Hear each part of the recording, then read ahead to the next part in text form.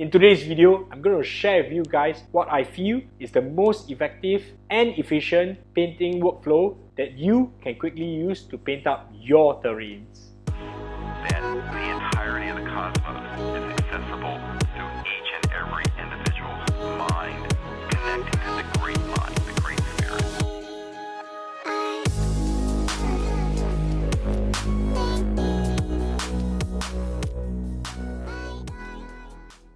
Welcome back to the channel, collectors. Thanks for tuning in again, and yeah, we're back to producing videos frequently. We have videos coming up every Wednesdays and sometimes Monday too, so you don't want to miss that out. So why don't you pay the class fee of 1 like and 1 sub so that you can continue watching and learning from this video.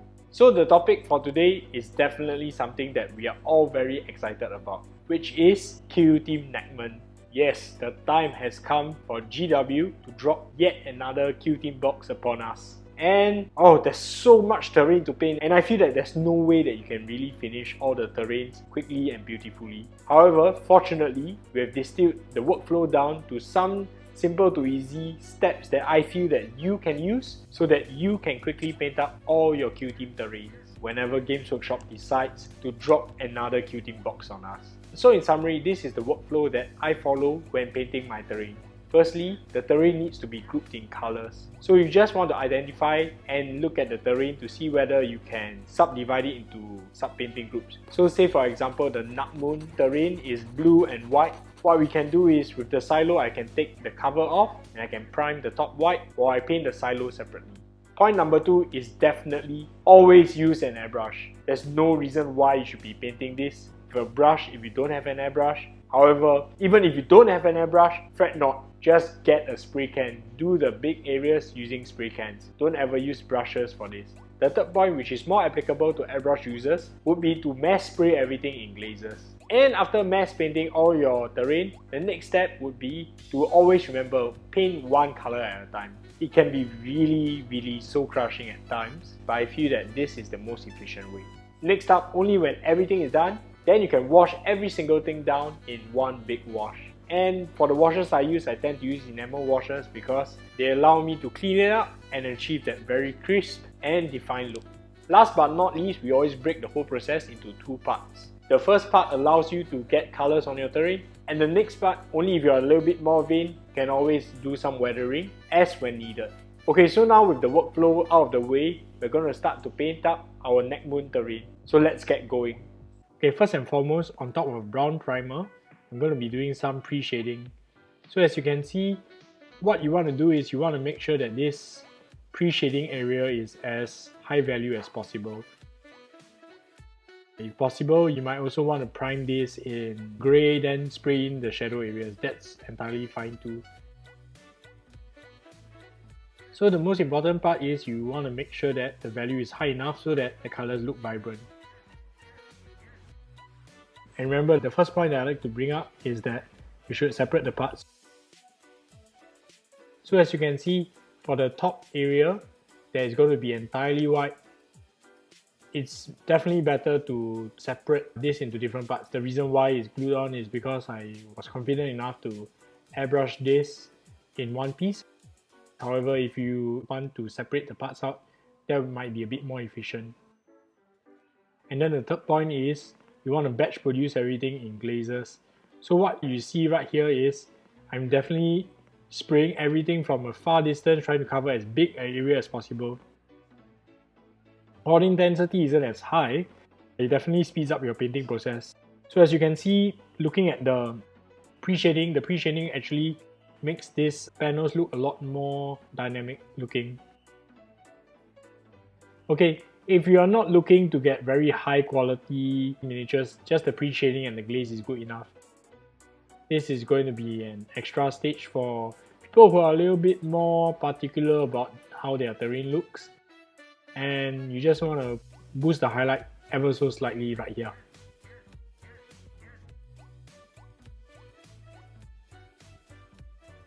So next up, we're going to only be using one color at a time. Very soul crushing. So for the metal parts, I'm going to be using oily steel right here.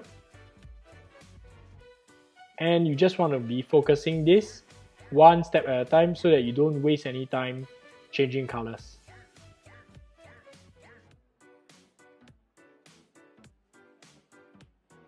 Okay, now we're going to go on to the next color that we are supposed to be base coating, which is the copper. So as you can see, similarly with oily steel, what I'm doing here is to ensure that I'm only doing it one color at a time.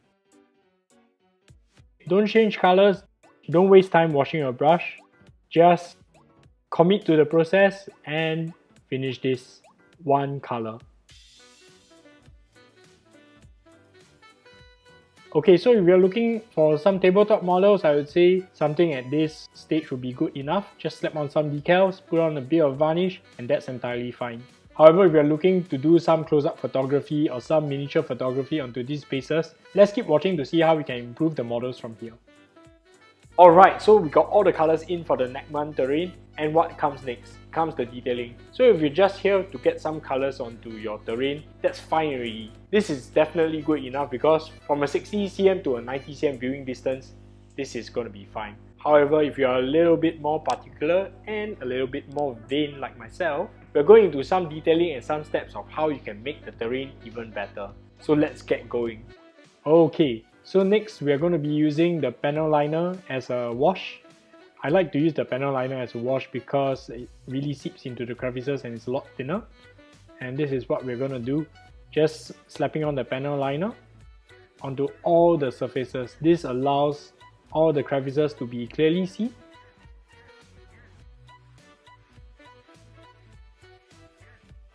And after that, I'll be using a sponge to clean it up. So right here you can see the cleaning process using the sponge dipped in with a little bit of enamel thinner. It really cleans off everything on the surface, and look at how defined every single crevice is. This is the objective, and this is the reason why I like to use enamel washers over, well, the conventional GW washers. Ever since I was introduced to enamel washers, my mind has been blown because it allows me to take off the washers in areas where I intend to and leave on some areas that I just intend to leave dirty. Subsequently, this is what else I'm doing. I'm just gonna be using more enamel thinner, just wiping it off. As you can see, you can have various degree of dirtiness on the panels. And I like this Nachmund color scheme or this Charodon color scheme because the white surfaces allow all the miniatures to really stand out on it. If you wanna try hard, we can do some streaking grime here. So using the streaking grime right here, we can just paint on the streaking effects that are seen on the, well, to showcase the runoff from the particulates. Let me just get my head together because it's quite a mouthful here. You just want to pull the vertical stripes and then use your fingers to smudge it down.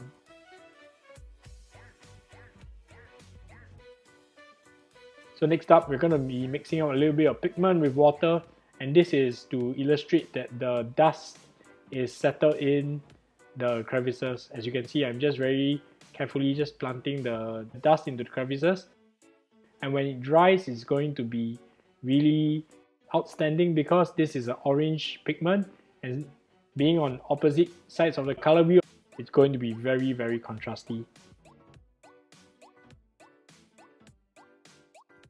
So after the pigments have dried, you can see, wow, it's looking very, very outstanding now. I'm going to be just doing a bit of chipping here on the decals. So remember, while you are like me and have no painting talent at all, you can always use decals to spruce up your paint jobs. Just keep chipping, just to integrate the decals into the work, and we're just going to finish off the entire piece with, well, matte varnish, and this piece is definitely good to go. It's a little bit more, and let's look at the final result. So there we have it. This is the final result after wash and pigments. It looks so much more convincing. I like how this looks, and I hope you follow this workflow when painting your Nachmund terrain. And there we have it. That's my terrain painting workflow so that I can get terrains painted quick and beautifully. You can see some of this painted terrain and this technique on our Kolectiv Studios Instagram. Just check it out in the links below. So I'd like to thank you for watching all the way until the end. Remember, if you want to support the channel even further, head on to the Patreon, become a patron, you guys know the drill. I'd like to thank my patrons for allowing me to do this, because every single dollar allows me to keep the lights on and allows me to produce videos such as this. Thank you all once again, and I hope you guys have fun painting the Nachmund terrain and enjoy your Kill Team games. See you!